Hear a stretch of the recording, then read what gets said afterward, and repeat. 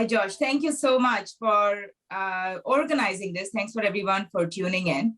For those of you who are in person, welcome. Sorry, some of us couldn't be there with you today.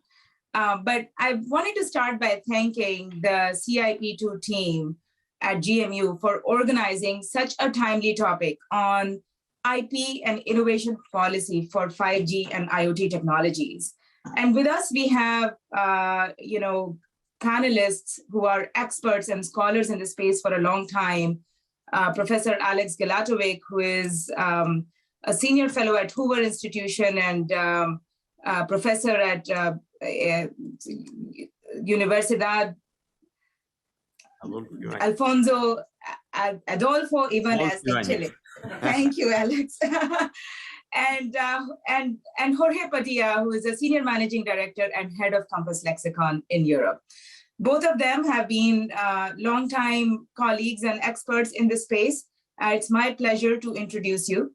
They have each a paper to present with you on issues that have been discussed and debated on the topic of IP, standards, and innovation policy for a long time. I think the structure of our panel is going to be the following. We're going to start by a speaker presentation on the papers, first from Alex, then from Jorge. And then I would like to just tee up a question for each of them before opening it to the floor and ask the participants to ask their questions from the speakers. We'll make sure we are on track in terms of timing. Before we start, I would just like to take a few minutes to contextualize this topic for all of us and share with you why this is so pertinent and important today. We are discussing IP and innovation policy, not just in any context, but in the context of 5G and IoT. And this is timely because you've all heard about a lot of discussions about standards and intellectual property and competition policy, but they tend to be focused around cellular wireless standards because that's where the majority of the market success has been. These are technologies, just 2G, 3G, 4G alone, that have created mobile subscriptions more than the number of people on the planet today. And 5G is a paradigm shift. With 5G, we're not just thinking about connecting people, but connecting things, everything, everywhere, from your smart homes to smart cities, connected cars, manufacturing, all different industry verticals. And for us economists, all on this panel, this kind of a technology is coming at a great time for the world because we've been concerned for several decades now that the world is going through a productivity slowdown. There aren't that many innovation technologies that create the productivity multiplier for a number of industries. And that is what is required for economic growth. We've known that for a while now. And 5G is just one such technology that changes the productivity multiplier, not just for mobile, not just for wireless, but for all industries that will be connected tomorrow. And 5G is the future infrastructure of a connected world. So what do we need vis-a-vis innovation and IP policy for making sure that leadership in 5G is maintained? And leadership in 5G is a goal, a technology sovereignty goal for all governments across nations, from US to Europe, Japan, Korea, China, India, etc. Now, as we enter this panel, I just want to level set the table and say that this debate on standards and IP, and we are going to zoom into standard essential patents and issues of price wars, patent holdup and holdout, and royalty stacking and comparable licenses in this discussion. Just stepping back for a second, know that these debates have happened over the last 10 years as these standards have developed and progressed and become more successful. These are industry-specific price wars. I would like us at the end of this discussion to steer into why this is of such geopolitical importance today.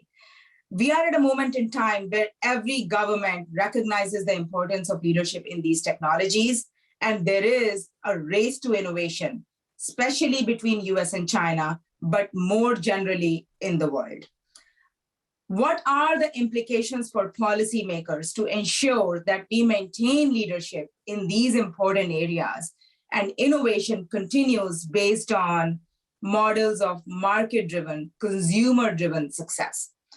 I would like us to get back to those questions as we now deep dive into some of the discussions that we have lived with over the last several years on the role of patents, on the pricing of patents, on what kind of mechanisms drive the use of patents, and whether antitrust, competition, and IP policy have a role. With that, let me give you the floor, Alex, and I will keep the timer, and then we'll move on to Jorge.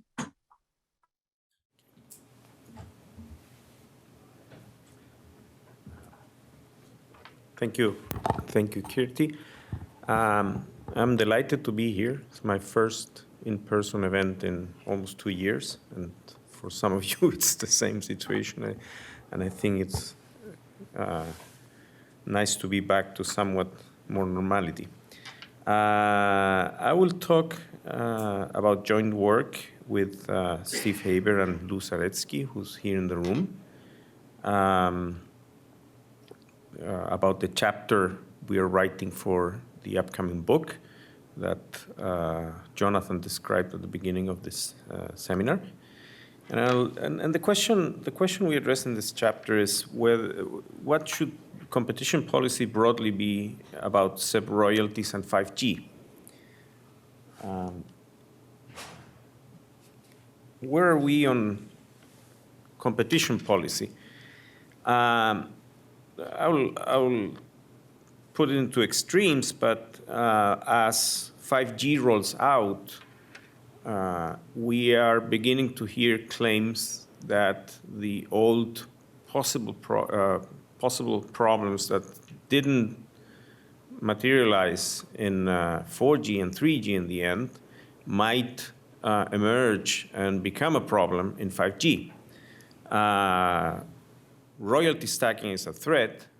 We will have more implementers and we will have more technology developers than in 3G, 4G, and there will be more patents, more patentees, and thus the potential for royalty stacking is greater. Second, there is a debate about the royalty base for SEPs. Should be the royalty base in 5G the car, or should it be the chip where the technology is embedded? And this is emerging again in the debate on 5G. Some people claim that the value of the SEP should be isolated from the rest of the value created by other things, prior art, non-patented features, other patented technologies, the brand name of the implementer, and so on and on. And of course, Holdup is again cited as a potential problem, even though I would say that by now there's much more skepticism that this is a problem. We heard in the first panel that even from somebody who was worried about Holdup, that it seems that the fence has been pretty effective, and so children don't fall down the Grand Canyon. And this is a change from a couple of years ago, where Holdup was assumed to be a fact. But again, the future is new, and now Holdup could be a problem in 5G. Now, many of these questions, if you come to this debate from, if you would come from this debate from some sort, let's say, classical upbringing in economic theory, you would find this debate a bit strange, because markets are supposed to sort out precisely these things that worry people in this debate, and not really, and in many markets, We don't need many markets. We don't need competition policy to say where a price should be charged, how a vertical chain should be organized, and so on. Markets sort out that thing, and you let markets work, and you let markets develop practices that prevent things like royalty stacking. Many times it's noted that phones have components made by many different suppliers, and that there are 100,000 or more patents that read on a single iPhone.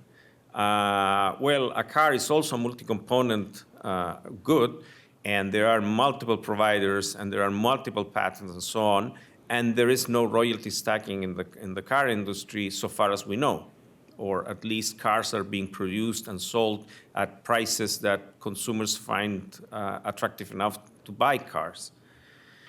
So economic theory has a lot to say about this debate, and has a lot to say about what competition policy should be supposed to be doing. And perhaps the main message that I would like to give here is that economic theory would probably suggest that competition policy should be very cautious, that competition policy should act only when there is compelling evidence that there is a problem, and not act in a way to prevent possible harms that, I will look at the evidence, have not materialized in the past in previous generations of technological generations. So our approach is to use price theory to understand where we use price theory, because price theory tells you where value comes from, and most important in the debates that are the core of the reason why we are here together, and we have been spending a lot of time in the last decade or so, or even more, talking about who should get part of the surplus. Price theory is a theory that will tell you how value created by a value change, how the value created by a value change is distributed among the factors of production. And to me, at least, it's a bit baffling to why price theory has been not more influential in shaping these debates. We then use the historical evidence on smartphone royalties to assess how competitive the licensing market is. And then I'll close by use recent developments 5G to assess new applications on royalty basis will be. Now, one of the main points I want to make is that we are in solid ground, and we are in a conceptual framework that is more than 100 years old, that tells you where value comes from, and how value, more important, how value is distributed among the factors of productions. In this case, implementers, the makers of chips, and also very important, the developers of the technologies. Price theory is a theory of value and distribution. Value and revenues come from consumers' willingness to pay, as reflected by the demand curve. It's as simple as that. Nothing is of value unless somebody is willing to sacrifice something in exchange for whatever it is, right? And the reason why smartphones are valuable is because people find it valuable to do all sorts of things with them, and they're willing to pay to carry a smartphone in their pockets. The second point that price theory makes is that an input's share in total revenues depends on the value it contributes at the margin. This is market apportionment. There is a huge discussion about how to apportion the value created by the technology. Well, markets do precisely that. They apportion value among the factors of production, and they do it on the basis of the contribution of each factor of production at the margin. When we see a market price, when we see a royalty, which we will see further in this talk, we are seeing a market price that tells you how this value is being allocated to a factor of production. And that's informing you about the value of that factor of production at the margin. So when we see that the royalty is about between 3 and 3.5% in smartphones, if we believe in this theory, we conclude that that's the value the technology is creating at the margin. Why is that so? We don't necessarily know. And one of the main points of economics, actually, is to tell you that you might never know about why is that so, because market prices summarize much more information than anybody will ever process. The third point is what price theory would say is that a royalty is the rental price of IP capital. It's the price of an input of production. The technology is nothing more and nothing less than a factor of production. It's an asset, and the royalty is a rental price. You may have in industries where the developers of the technology are also the implementers and they work vertically, they are vertically integrated. You will see that you will have an implicit rental price for the technology. In markets in which specialization is prevalent, like the phone market or presumably in the future the IoT, royalties are the rental price of IP capital. And this is an explicit rental market price. And fourth, again, the royalty level informs you about the value of the technology at the margin. So this is a very simple supply and demand graph, but it says a lot. It condenses a huge amount of knowledge and information. It tells you that value comes from the demand curve in the market. So you have a demand curve here. I don't know whether this is working. No, it's not. You have a demand curve, and that demand curve summarizes the willingness to pay of consumers for a good, say a phone. And you have a supply which is mainly determined by costs, and at the margin, there will be a price which will equate the cost of producing the good with the willingness to pay at the margin, and that will be distributed to factors of production according to also their contribution at the margin in the creation of value. And so what we see in this diagram is that input B receives part of the value or the revenues created by this good, input A the rest, and the payments to the factors of production exhaust the product. Value, again, value comes from a demand curve. It's not that a chip is valuable by itself. It's valuable because it's embedded in a phone, and a phone creates value for consumers who are willing to pay for that. What I'm showing you there is the market apportionment in the smartphone value chain in 2006. We have data on how many phones were sold or are sold in any particular year. We have also data about the average selling price of a phone, and we can draw a demand curve there to summarize what consumers are willingness to pay. And what we do know, and from 2016, is that on average consumers were willing to pay $298 for each smartphone. A very simple calculation, simple and conservative calculation that assumes what's the value of what's the willingness to pay for the first phone in the market, would tell you that it's at least about $1,300, which is close to the introductory price of a 2G phone when the 2G phones appeared first in the market.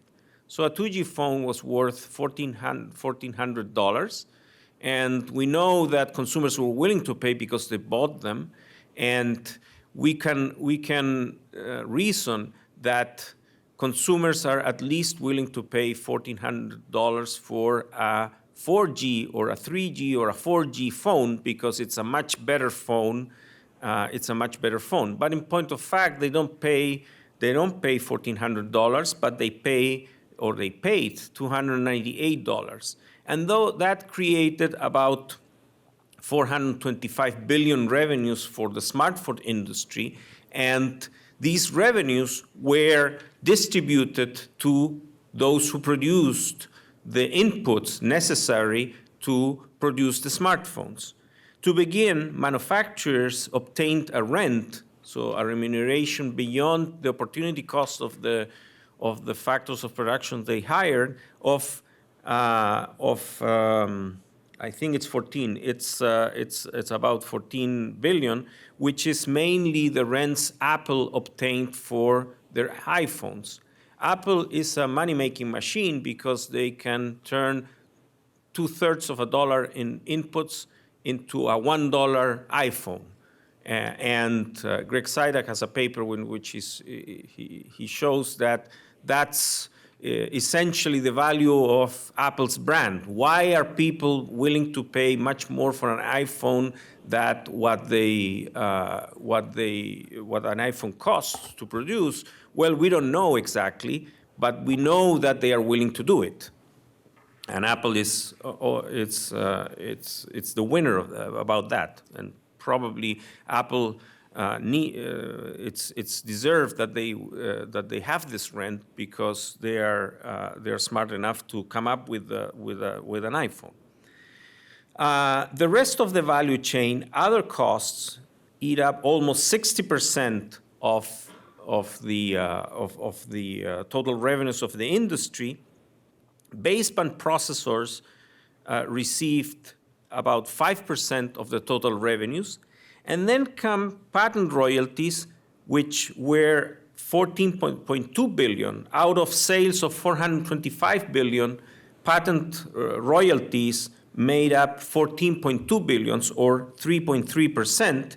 And if you see a very small red slice there, ARM received royalties equivalent to about 0.1% of total industry revenues for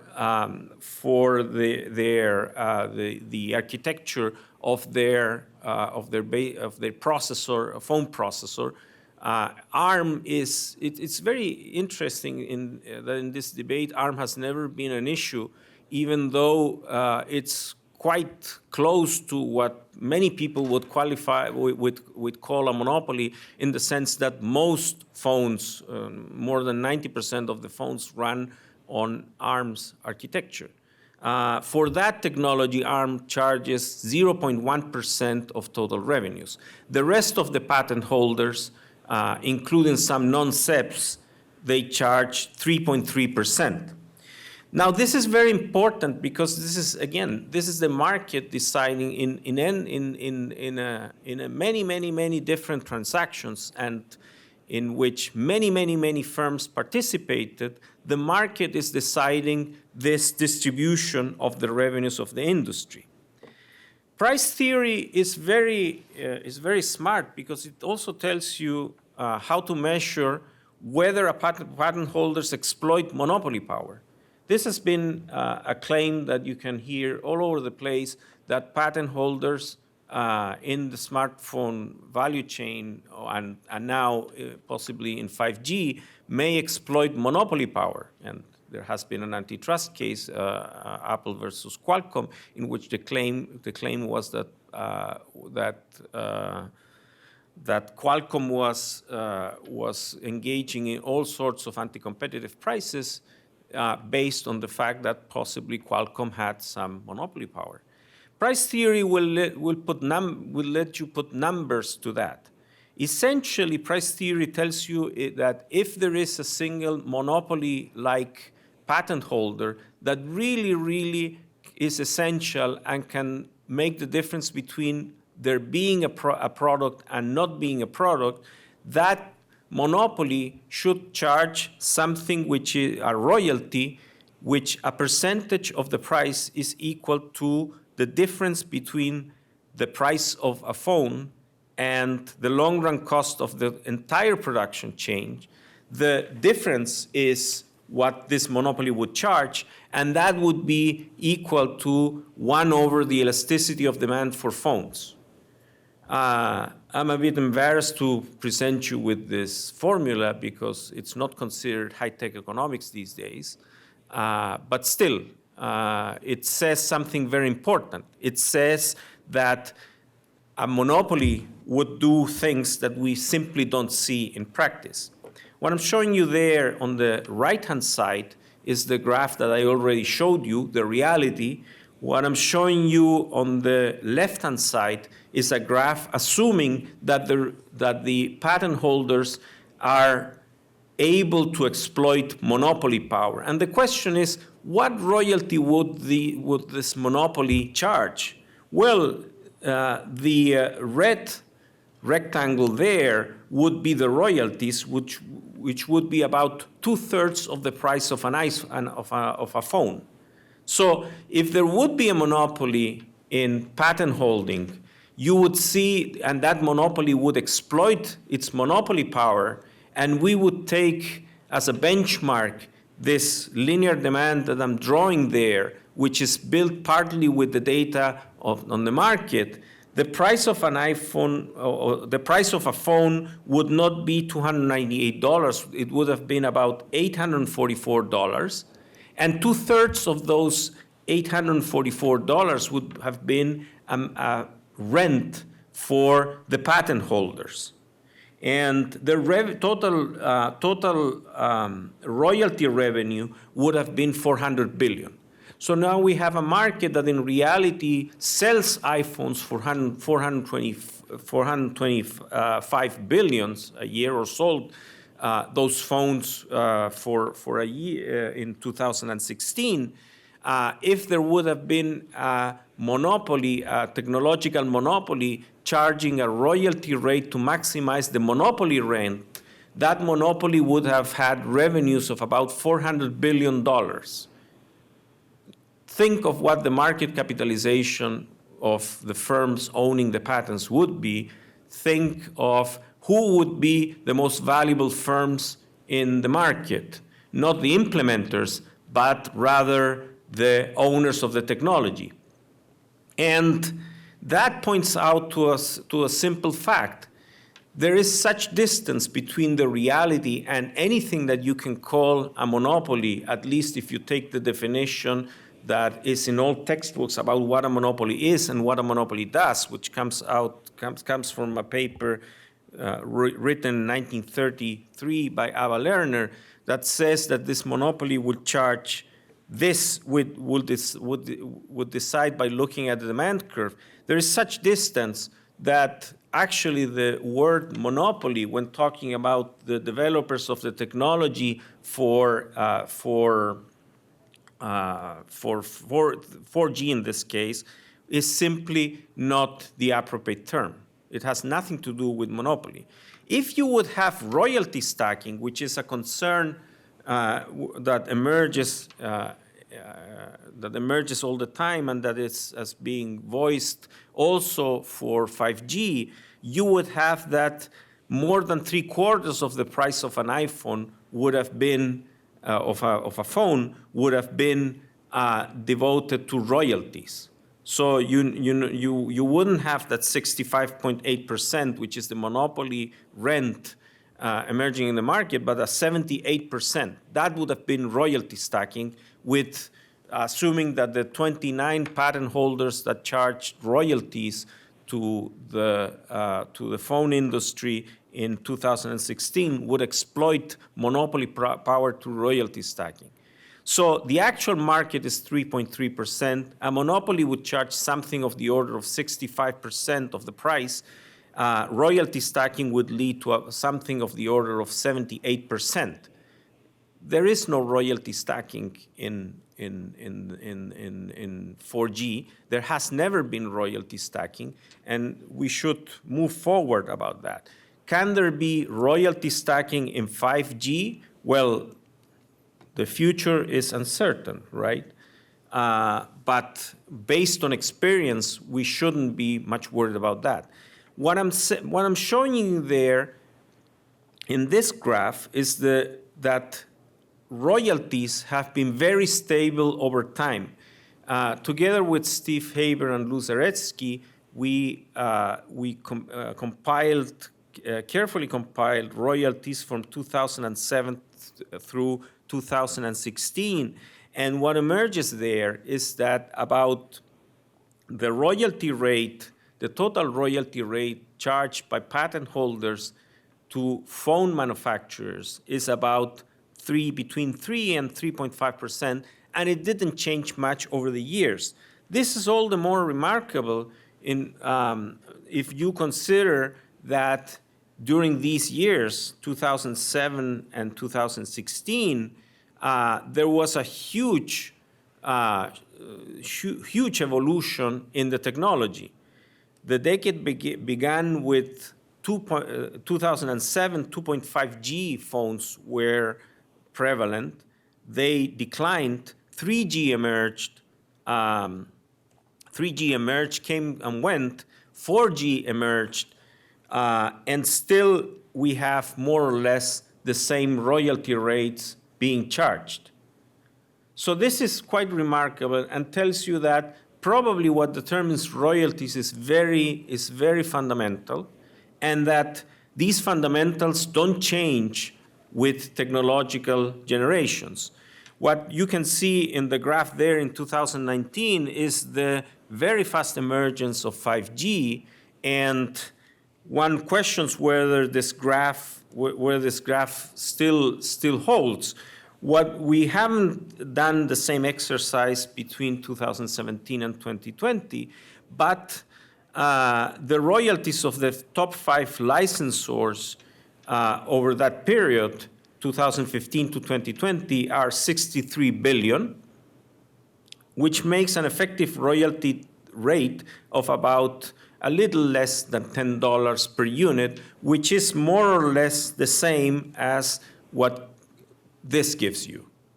So there is enormous stability in royalties, which suggests that royalties are really a market price for something fundamental. What is exactly that fundamental? Well, we don't know in detail because, again, prices summarize a lot of information you will never know. Of course, this is not very useful in a court when you are being asked to explain where the value of a particular technology comes from. But it tells you that there are market prices and that probably these should be influential in how courts view these issues. Now let's go to 5G 5G is very interesting, is fascinating, and it's bringing a lot of new things.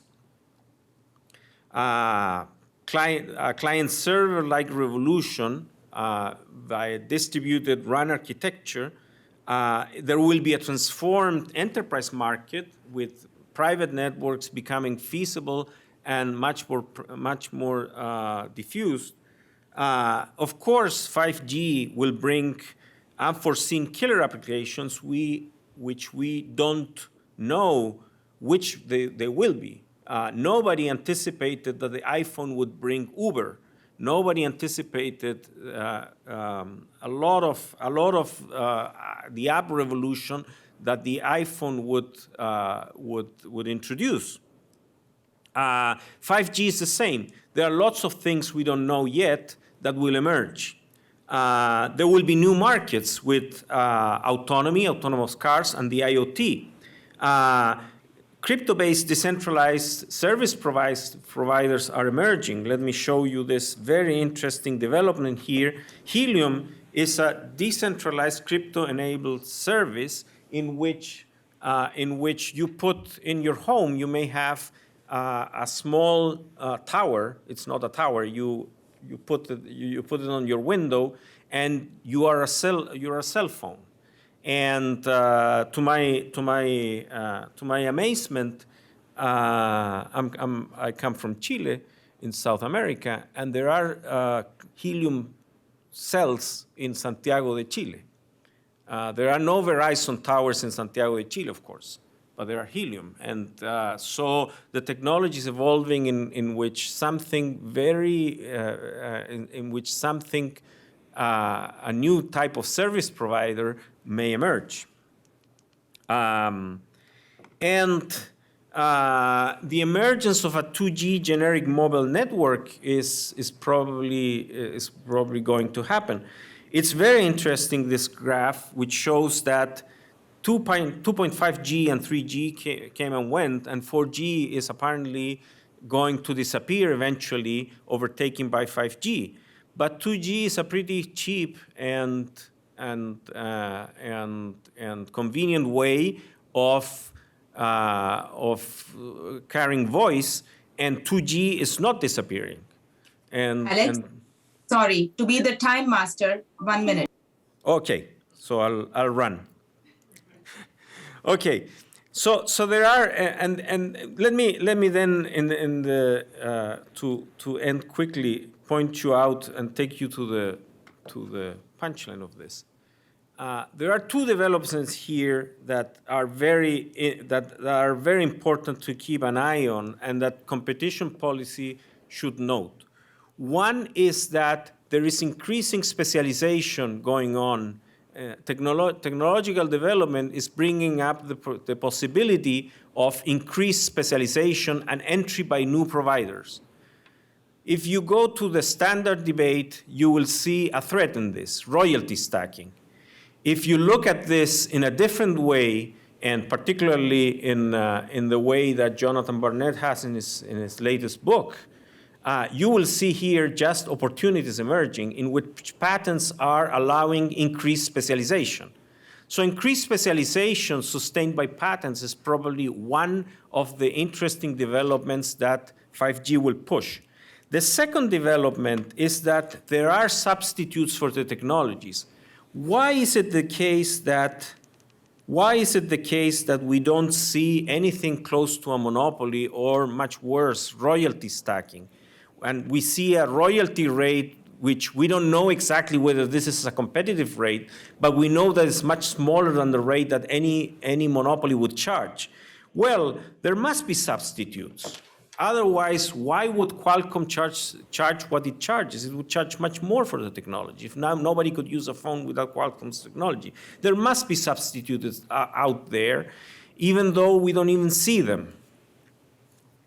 We don't see patent holdup either. But so we have to believe that there are things there that we don't see that matter. Well, there are these substitutes. And this is a second force that is emerging. Wi-Fi technology is getting better.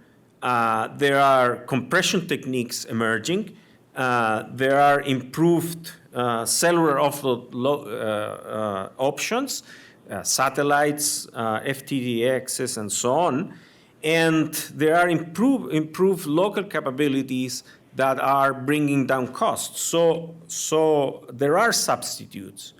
So could 5G be different? Yes, there's a changing key worldwide and P regimes.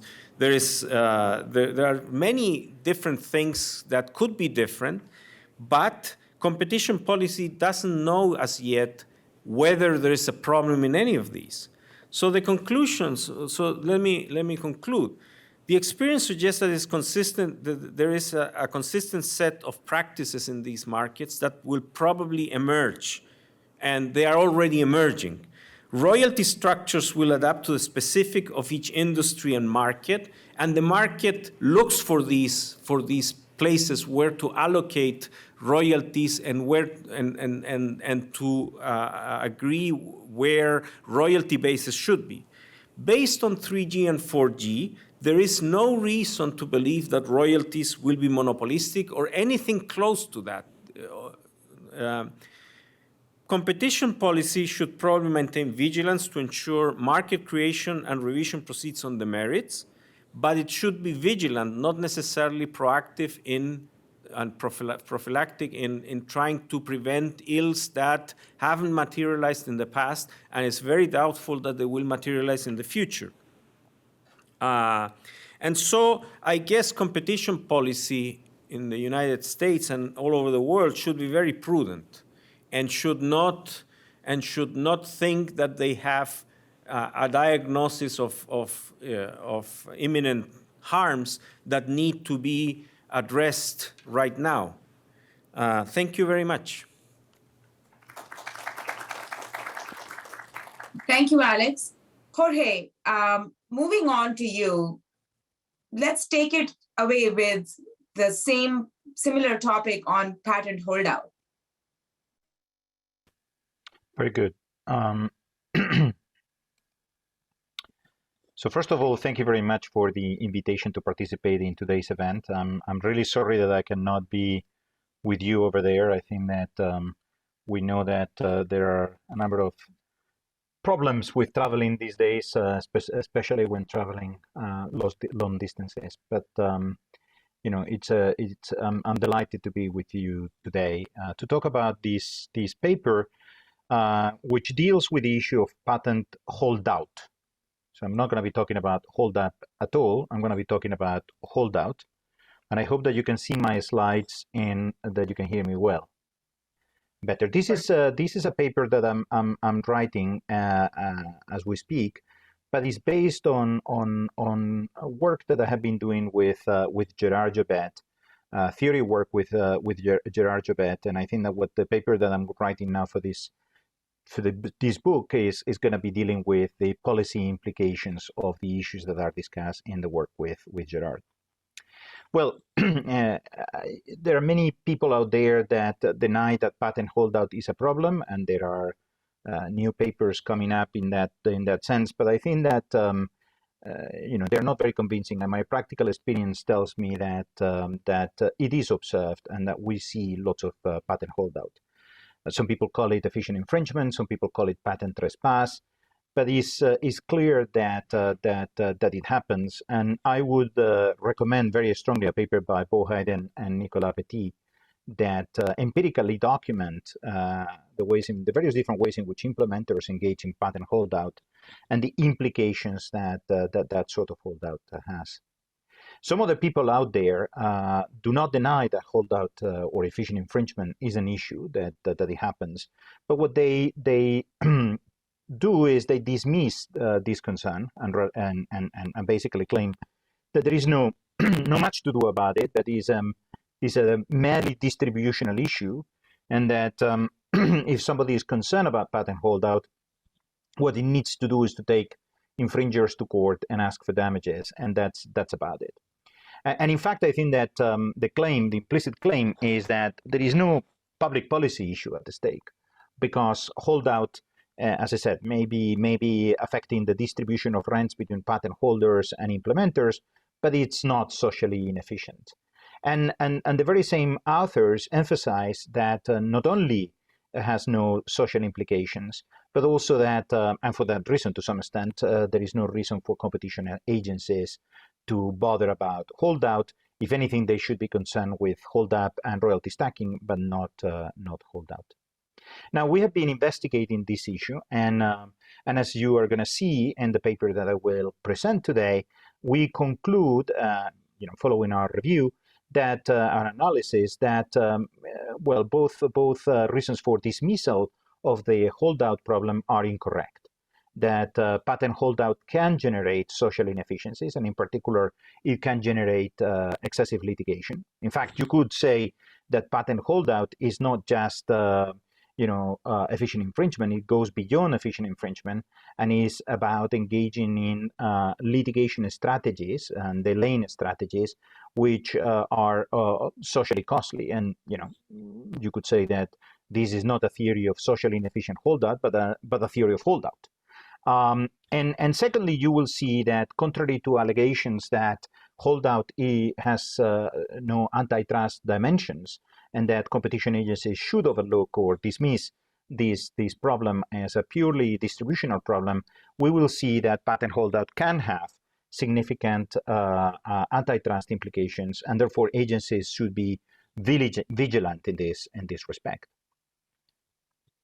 Now, the paper is a very simple paper. There is an innovator and there is an implementer. Now, this innovator owns a probabilistic patents in 2 jurisdictions. So, this is a patent whose validity is probabilistic, and the patent, or the patent family, if you wish, it's valid. It's relevant in 2 jurisdictions. This innovator is subject to a FRAND commitment, and in a sense, and as a result, it is constrained to apply the same royalty across jurisdictions, and to honor the offer made, whether or not it is successful in court.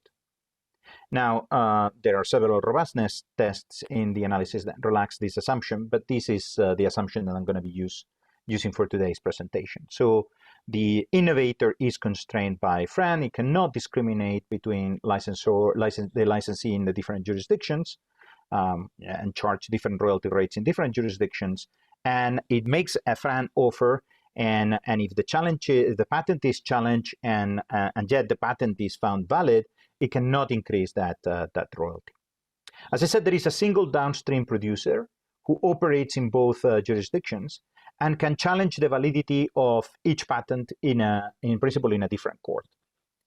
And he can do so in different ways. He can challenge simultaneously in all jurisdictions, or he can play a sequential game and try to challenge jurisdiction by jurisdiction. And this is trying to capture 2 polar situations: one in which there is a resolution of the dispute in a global court that deals with the challenge across jurisdictions, or on a situation in which what you have is jurisdiction by jurisdiction litigation, which in this particular simple model is also patent by patent litigation. Now, the key assumption in the model is that when litigation takes place sequentially, the outcome of the trials is related. So if the patent is found valid and has been infringed in one jurisdiction, then it's much more likely, there is a higher probability that the second judge, the judge in the second jurisdiction, will reach the similar conclusion. And likewise, if the patent is found invalid in the first jurisdiction in which it is litigated, it is more likely that the judge in the second jurisdiction will also find it invalid. So there are informational spillovers that link these 2 litigations, and we will see that these informational spillovers imply that the incentives of the downstream producer to litigate sequentially are very different from its incentives to litigate in a single jurisdiction. Okay, for each slide in blue, which is in text, there is a slide in red that deals with the model. I will distribute the slides later, but I'm not going to be talking about the formalities in today's presentation. So the first finding of this paper is that the challenging patents sequentially provides a clear benefit for the downstream producer. And why so? Well, again, it has to do with this informational spillover that links the two litigations, and it has to do with the existence of the FRAND constraint. So, if the downstream producer, if the implementer, challenges validity and succeeds in the first jurisdiction, then, as we saw before, the likelihood that it also wins in the second jurisdiction goes up, and the result is going to be that in both jurisdictions there is going to be an adjustment of the royalty rate to 0. Patent is found invalid, and then there is going to be a 0 royalty rate. Whereas if the patent holder succeeds in the first jurisdiction, again, it's going to be more likely to win in the second jurisdiction too, but it's not going to be able to benefit from the finding of validity to increase royalty rates. The royalty that was offered initially, the FRAND offer, sticks, and all that happens is that there is payment, but there is no adjustment upwards of the royalty rate. And this asymmetry, combined with this linkage, informational link between the two jurisdictions means that there are excessive incentives for the downstream producer to challenge the validity in the first jurisdiction. So the downstream producer is going to be willing to enter into sequential litigation to benefit from the informational spillover, and in particular, that combined with the fact that if it wins, there is a reduction in royalty rates in both jurisdictions with high probability, whereas if it loses, the royalty rate is not going to go up. And that asymmetry provides incentives to the downstream producer to litigate sequentially. Now, of course, the innovator understands this and understands that if it's facing a downstream producer, an implementer that goes and litigates jurisdiction by jurisdiction, it's likely that it's going to have to do something in terms of royalty rates to avoid having to litigate that much and to have to incur the litigation costs, which are direct in terms of the cost of enforcing the patent, the cost of litigating validity, and so on and so forth. But there is also delay. So what we find in this paper is that when the incremental value of the technology is relatively moderate compared to the cost of enforcing the patent, then what the innovator does in order to avoid this litigation in the first jurisdiction, in order to react to the excessive incentives of the implementer to litigate in the first jurisdiction, is to adjust the royalty rate down. And it adjusts the royalty rate down to the point that it basically disincentivizes litigation. This means that it is adjusting the royalty rate down in both jurisdictions. Now, here, there is no excessive litigation. There is no litigation in equilibrium. There is a distributional effect, but that basically means if you face litigation by jurisdiction by jurisdiction litigation, there is going to be a transfer of rents from the innovator to the implementer. If the value of the patent is high relative to these enforcement costs, and the informational spillovers between jurisdictions are high, are sufficiently strong, then actually the innovator is not going to moderate the royalty rate in order to avoid litigation. He's going to say, damn it, let's go for it. This guy is going to litigate. I take it. I increase my royalty rate in response to that, trigger litigation. But guess what? If I am successful because I have a strong patent and it's highly valuable, I'm going to make good money in both jurisdictions.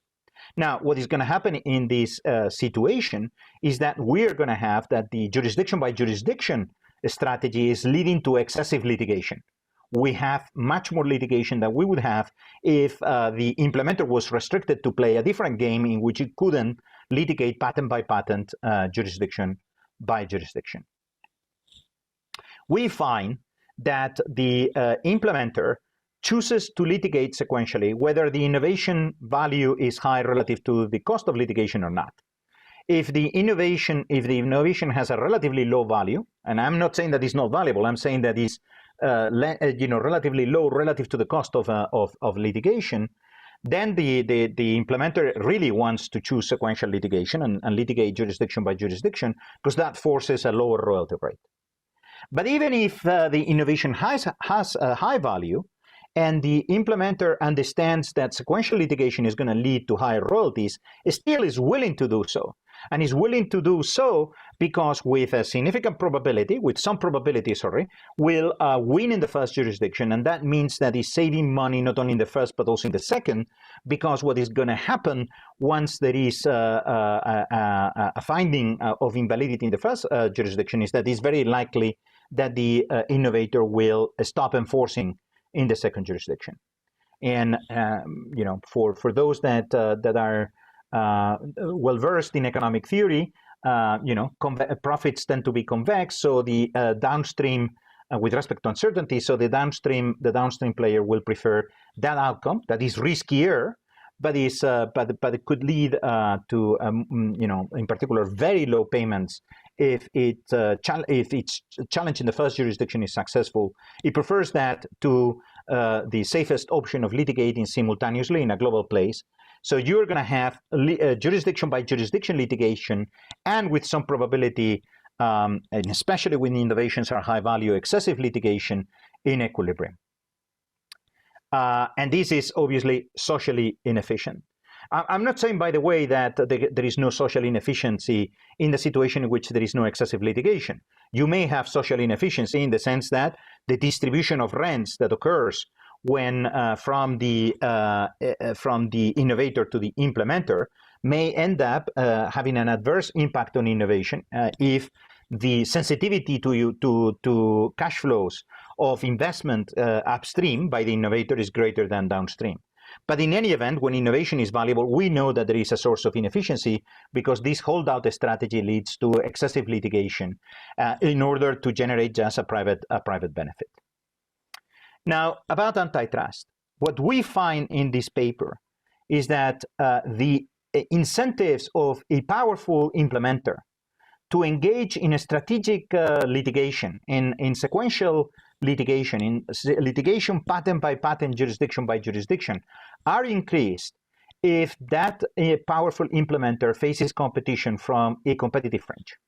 Now, that competitive French is not going to play games with litigation because they are relatively small, and they may be cash constrained, or in any event, if they try to litigate, all that they're going to do is to generate a public good to the other competitors. But the powerful innovator may do so. And why? Well, because in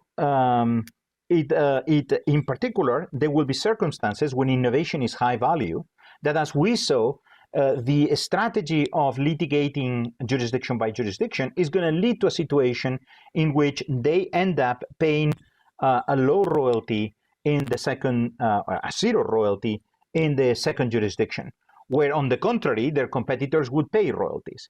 So this game leads them to pay lower royalties and sometimes to have the innovator refusing to enforce patents against them, whereas the competitive French is paying royalties. And that means that they obtain a competitive advantage vis-a-vis their competitors, and they may get rid of them in the market, achieving, or monopolizing the market by playing this jurisdiction by jurisdiction game. So what are the conclusions of this? Well, the conclusions is that letting implementers play, in particular powerful implementers, play this patent by patent, jurisdiction by jurisdiction strategy, delaying agreement even when the offer initially made by the innovator is clearly friend and is related to value, that strategy can lead to social inefficiencies. That, contrary to what has been asserted, is not merely a distributional issue, can lead to excessive litigation and destroy value. And in addition, it can also lead to distortions of competition in the downstream markets where the powerful implementers operate. The paper also suggests, and I'm concluding basically now, that the solution to this cannot be voluntary global arbitration, because the implementer will have the incentive to engage, to refuse that global dispute resolution mechanism and engage again in patent by patent, jurisdiction by jurisdiction litigation. The resolution has to be a global jurisdiction. That could be global mandatory arbitration, or it could be a global court that decides about the royalty rates, validity, and infringement. Now, this is where the geopolitical dimension comes into the picture. Okay, so who does that?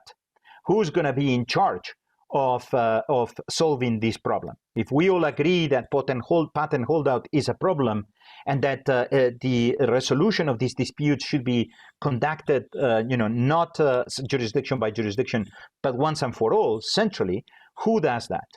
And you can see that different nations, countries will have incentives to play the game and try to be the ones that make decisions. Why? Because contrary to what is assumed in this paper, the innovator will have a flag, and the implementer will have a different flag, and therefore you can see how there will be incentives to tilt the balance in one direction or the other. And I think that that's what I look forward to discussing with you today. And I know that there are also panels that will be discussing these issues tomorrow. How do we deal with this problem? It's an important problem. If we don't solve it, I think that the outcome is that innovation is under-remunerated, and we're going to have a problem with innovation. But how do we solve it in a way that it's neutral, balanced, respects the rule of law, and doesn't end up generating additional problems now of a geopolitical nature? Thank you very much. Thank you, Jorge.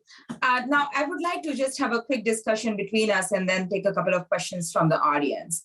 So I think what you both have done particularly effectively is lay out a couple of dimensions. One, Jorge, let's start with your paper. I think the underlying assumption, if I'm not mistaken, is this is all happening without injunctions on the table. When there are no injunctions on the table as a remedy,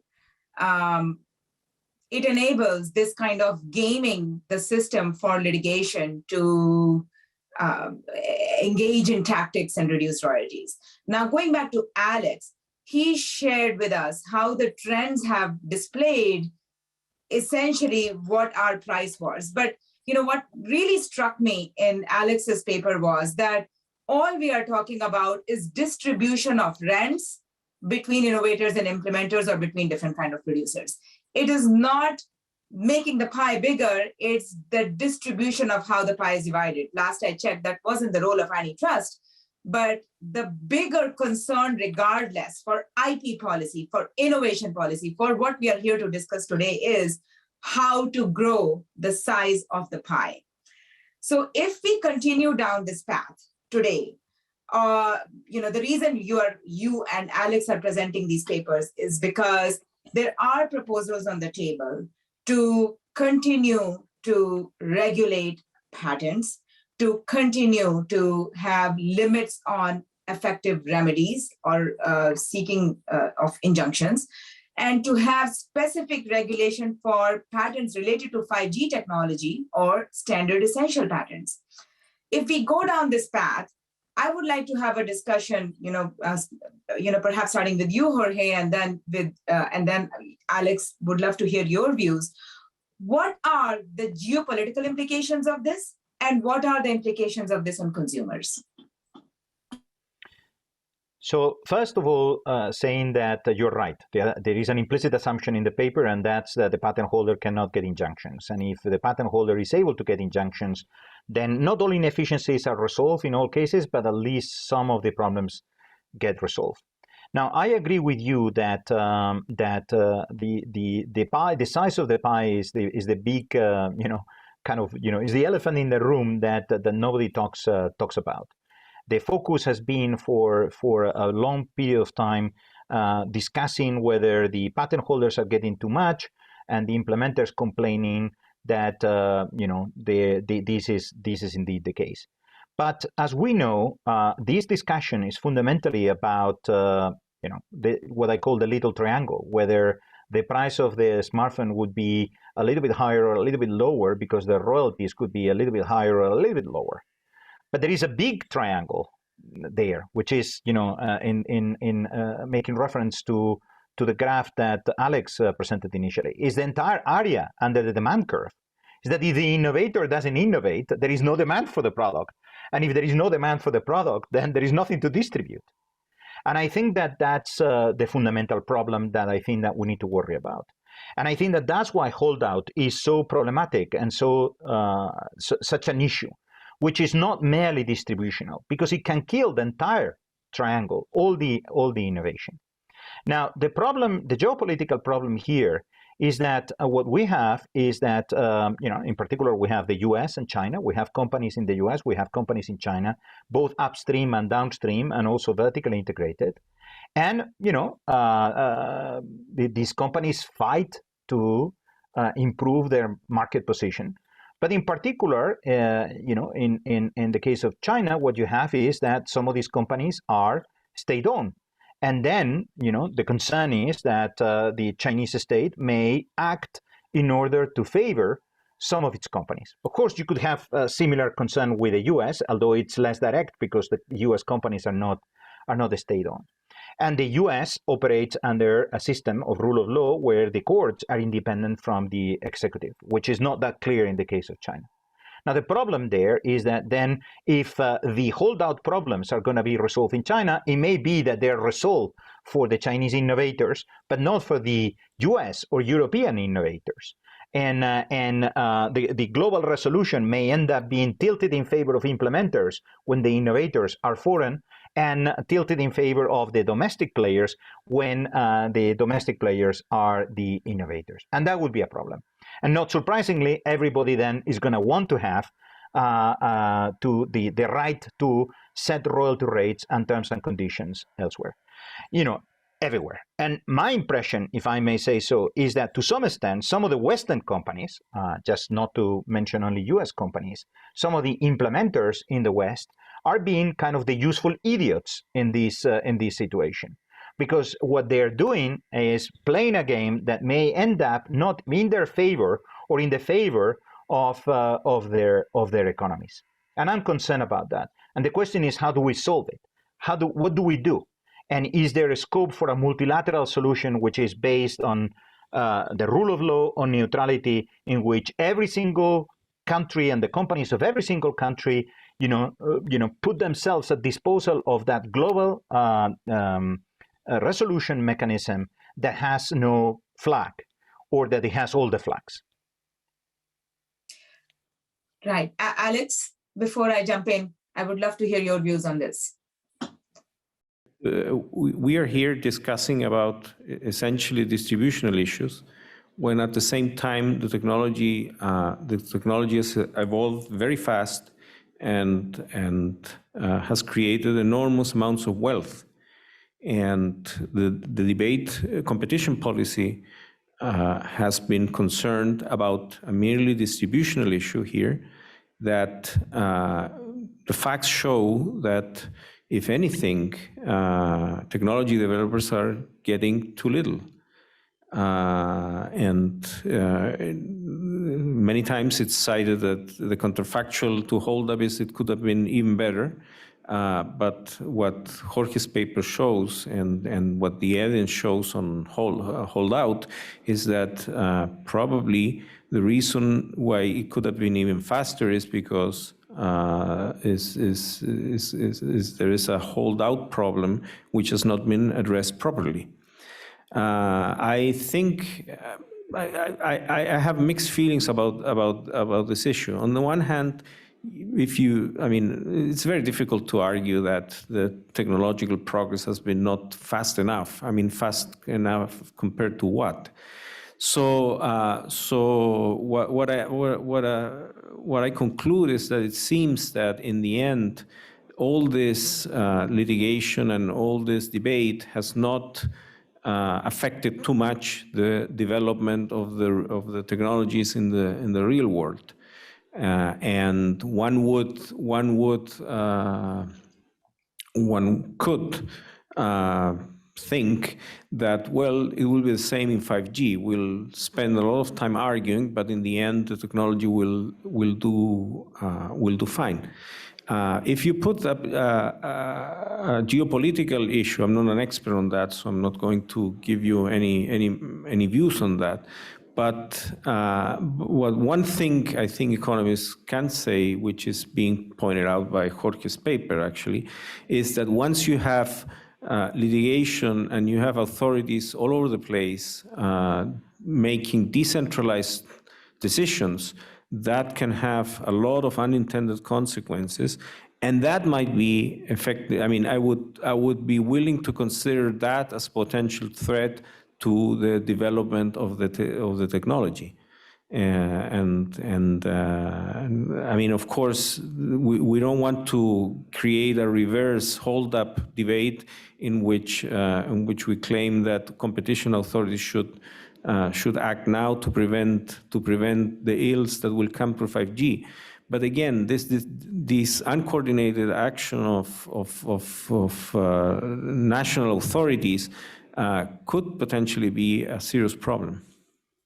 So, the reason I brought that up is, while we are here splitting hair about how to distribute rent most effectively and where this 3% is going, and is, I think your slides, Alex, showed the data that 40% of the profit margins are going to the OEMs and 3%, or not the profit margins, I'm sorry, the revenues, the producer surplus is going to the phone makers, and the 3% is going to the patent holders. And how do we activate antitrust to regulate intellectual property rights, to cabin intellectual property rights? The global competition is not stopping. While we are splitting hair about rent distribution, we are in a technological race with China in particular. And the technological race is real. I think to China's credit, there is a lot of focus on understanding the importance of leadership in 5G. There is a comprehensive innovation policy in place. There is a comprehensive standards 2035 plan in place. We don't. We are approaching these from the point of view of not innovation policy, not IP policy, but lower in the sort of weeds of antitrust and where should antitrust play a role in this, without the bigger picture of what our overarching goals are. To that end, I just want to jump to this other question that relates to the question of innovation and startups. It's from Preet Zila. I hope I'm reading your name right. But the question relates to startups. He's asking, how can the size of the pie grow if new startups or pioneering innovators cannot achieve a financial operating size sufficient enough to even start playing the standards game? We'll be stuck in 5G forever if it never gets disrupted. 5G is tomorrow's telegraph. Thank you for that question. I think that's exactly the right question. And I think that's exactly why, I want to open the floor for discussion on where does IP play a role in this kind of innovation from the startup community, from the small inventor community. Jonathan Barnett, who's a scholar at C-IP2, recently wrote a book. And he basically, the main tenet of that book is, look, when it comes to startups and small inventors, SMEs, the main tool in their toolkit for protecting their ideas is intellectual property. Big companies, big platforms have many other ways to protect their ideas: vertical integration, monetizing to adjacent markets, conglomerate effects, etc. So they're not interested in protecting IP because, and I think Jonathan's book shows that there is a lot of, history of amicus briefs filed by the large vertically integrated platforms arguing or lobbying in favor of weakening intellectual property rights. Because if we have weaker intellectual property rights, it's harder to live in a world where innovation can come from anywhere, threatening the status quo of the successful. It's harder to live in a world where 1,000 flowers can bloom from anywhere. And startups can actually go to the standards bodies and they can implement new technologies or bring new technologies to the table. So I think that that's the question that needs to be dealt with. Where does IP come into the picture here? And what should innovation policy embrace to ensure a system where we are able to create a market economy with a lot of innovators? Again, now maybe we should start with you, Alex, and go to you, Jorge. Yeah, I think competition policy, competition policy is a very broad term, right? But certainly one asks, I always thought that it's a bit, what is antitrust doing in all this? I mean, we have fantastic technological progress. We have specialization along the value chain, which suggests that all the problems that have been claimed to exist don't exist. So what should competition policy be doing about this? Very little, I guess, beyond being vigilant that there could be a case on a case-by-case basis that cases emerged where some antitrust action is needed. It's very important that intellectual property specialization will become even more important in 5G. And if that's the case, then it's even more important that that IP rights are strong, and that firms that can patent their innovations, small firms, and they can trade on that. And I think that's very clearly established by Jonathan's book. It's also how the semiconductor industry has worked since the 1980s with lots of specialization and sustained by intellectual property rights. So I think if we want to grow the pie, IP policy is very important, and it's very important that IP rights are enforced and can be used by small firms. If you don't have strong IP rights, then small firms won't emerge. I mean, I think that one can be sure of that. Jorge. So I concur with that. I think that basically the way I see it is as follows. I think that we don't know where the next big thing is going to come up. Who's going to have the next bright idea? And we don't want to restrict the set of people that can get an idea and then develop and have the incentives to develop from that idea something that is marketable. Now, the idea may arrive to somebody that is vertically integrated or may arrive to somebody that is not vertically integrated. We don't want to restrict the set of players that can have those ideas and implement them to those that are vertically integrated, as we wouldn't like to restrict the playing field to those that are not vertically integrated. We want everybody to have a chance. Vertically integrated players don't need IP rights to the extent that non-vertically integrated players, because they can monetize downstream. They can get the idea, develop a product, and then they market that product. Non-vertically integrated players need the IP, because the only way that they are going to be able to monetize their ideas is if they can license these ideas. That's why I think that we want IP, because that's the way in which we ensure that we are going to have access to the ideas of everybody and not just of players that are vertically integrated. And this is particularly important because typically, in many industries, especially where vertical integration may make some sense, is because there are important economies of scale and scope. And then those industries are going to be populated by few players. So if you want to have disruption in those industries, you need the new ideas of those non-vertically integrated players that then through licensing can actually fragment these downstream markets. Now, not surprisingly, the vertically integrated players are not going to like it, and they are going to try to, put sticks in the wheels and create difficulties. But if you want to have a vibrant innovation system, you want to have the possibility that everybody, regardless of the business model that it operates, is able to, bring those ideas to the market and make a living out of them.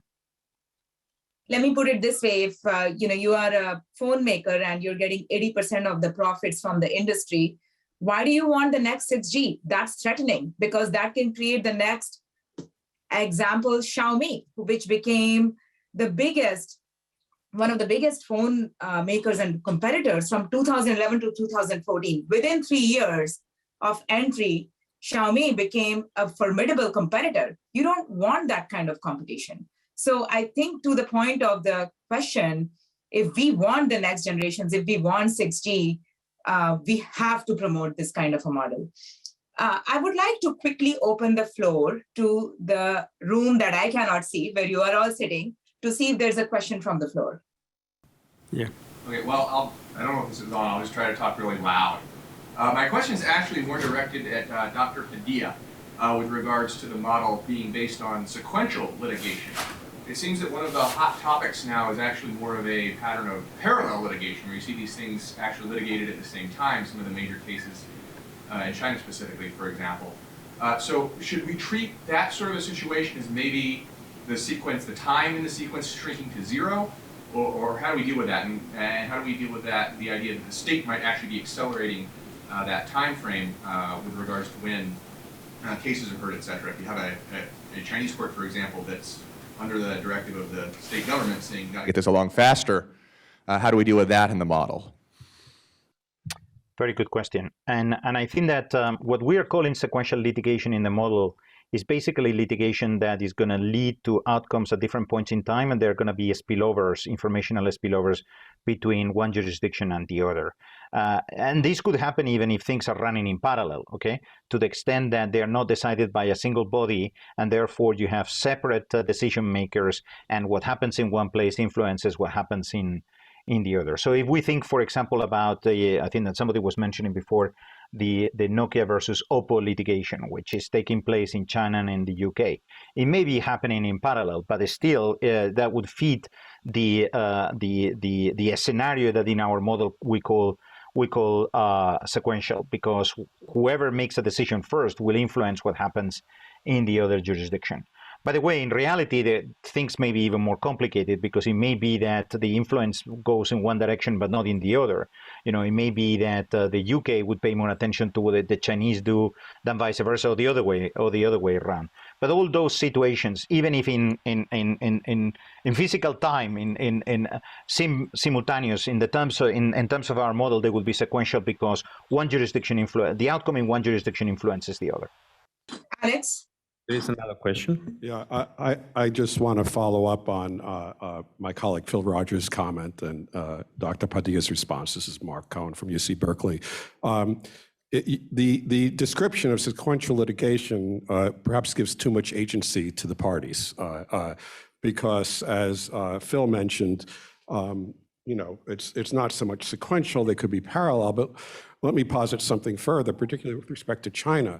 It's that there is a stated policy that China should dominate cases of this nature. And moreover, it's not even necessary. There's a lot of talk about anti-suit injunctions. It's not even necessary. If you can resolve a patent dispute in 7 months in first instance and 3 months on appeal, then you've resolved the patent matter in China before a US court has even completed discovery.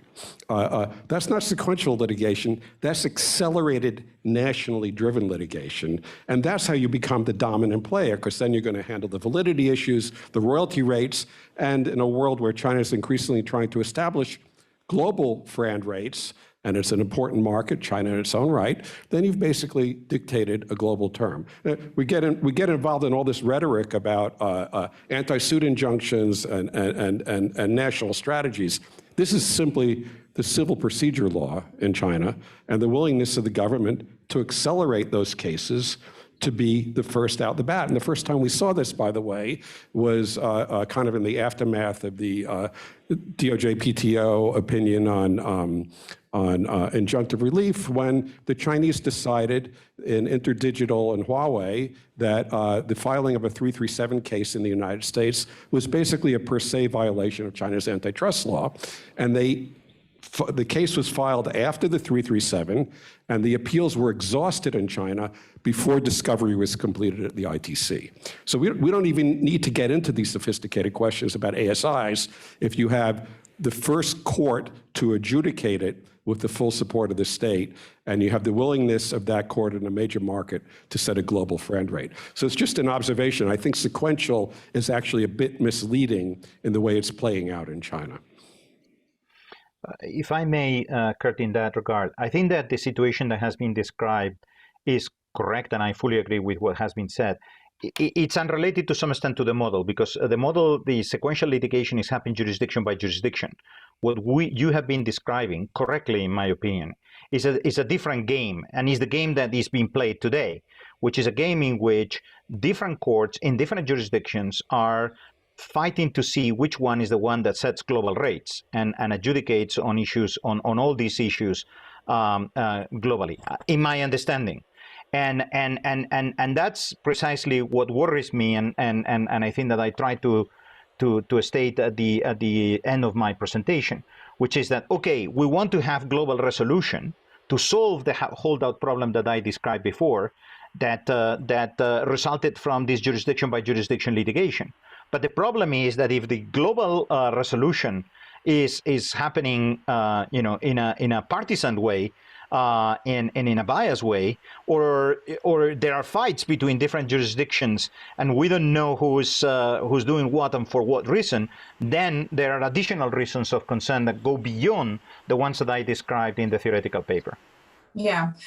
Look, I'm saying this is a great discussion. I know we are basically at the end of our time. I just want to relay a quick question from Keith Mallinson because it's an important one. I don't think we'll have the chance to take it head on.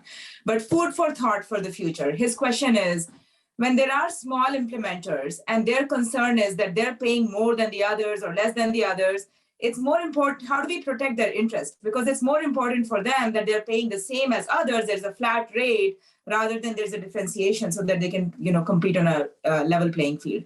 Sorry, Keith, for paraphrasing in the interest of time, but that's the essence of the question. And I would just say this, that it's an important point, and let's get back to that in the discussion during the course of the day today. But let's not lose sight of an important fact that majority of the action in the licensing is among the big players, is among the large. We need to make sure that the small implementers have access to the technology and their rights are protected. And it's in everybody's interest to ensure that, including those of the licensors, right? Because you want the pie to grow.